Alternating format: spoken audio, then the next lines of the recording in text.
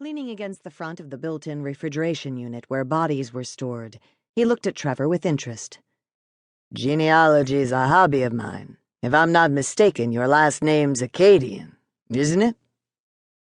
Trevor nodded faintly. I've got some family here. When he offered no further details, Thibodeau moved his attention to the corpse. This girl somebody's special agent? You've come a long way. It's not so much the victim as the way she was murdered. A microphone used for recording the medical examiner's notes hung over the autopsy table. Trevor moved it out of the way so he could lean over the body and point out a puncture wound behind the tip of the jaw. The jugular and carotid artery were severed in a single slice. The manner of death, along with the rosary used to bind the victim's hands, fits a pattern of murders in other cities over the past 18 months. VICAP kicked out your victim as another possible match. McGrath tapped the notepad he was holding with a ballpoint pen. You're saying we've got a serial murderer working New Orleans? I doubt this is coincidental. The MO is too similar, which is why I flew down. To take over our case. Trevor stared at an open cabinet that contained tools of the trade, including a rib spreader and handheld bone saw. He was prepared for resistance. Look, I know local police and the FBI have a reputation for not getting along. Like atheists at the Vatican, Thibodeau muttered. That doesn't have to be the situation here, Trevor emphasized. I'm not interested in who gets credit for what. I just want to find this guy. We can work this murder together, share information, or we can work it apart. But this is New Orleans, and I'm guessing you guys have a backlog of cases that need to be moved into the black. Thibodeau narrowed his eyes. So it's a help-me-help-you kind of deal? Something like that. Rubbing his jaw, McGrath asked, How many victims? 5, counting this one. Where? D.C., Atlanta, Memphis, and Raleigh. Now here. The good news for you is that he seems to have a 1 vic per city policy. He may have already moved on, which means I will soon, too.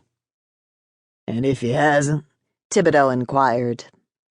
And we got a bigger problem than 1 dead body. McGrath scratched behind his ear with the pen. The media give this prick a name yet? Trevor crossed his arms over his chest. The press hasn't connected the murders yet due to the widely dispersed locales, and because certain identical facts have been kept confidential. Internally, he's being referred to as the vampire, based on the method of killing and because several of the victims have been tied to the goth club scene in their respective cities. Well, this one was found in an abandoned shotgun on Chapatulas, nowhere near any of the nightlife, Thibodeau said. Of course, lividity suggests she was relocated several hours after death. The amount of blood at the crime scene also doesn't match the severity of the Vic's injuries. McGrath turned to the ME. Speaking of, we got an ID on her yet? Still a Jane Doe, Sommers said, taking his cue. He went to the autopsy table and clicked on the overhead lamp, then snapped on a pair of latex gloves.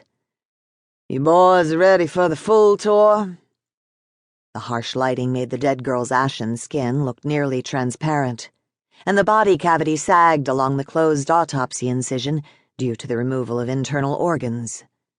McGrath blanched. Jesus, Summer, what you do with the stuff you pull out of 'em, I don't want to know. Then I won't tell you. Sommers shifted his eyes to Trevor. But Agent Rivette is correct. The cut to the throat was the fatal strike. It was basically an exsanguination. Approximate 40% blood loss. Using his gloved hand, he indicated other incisions on the body.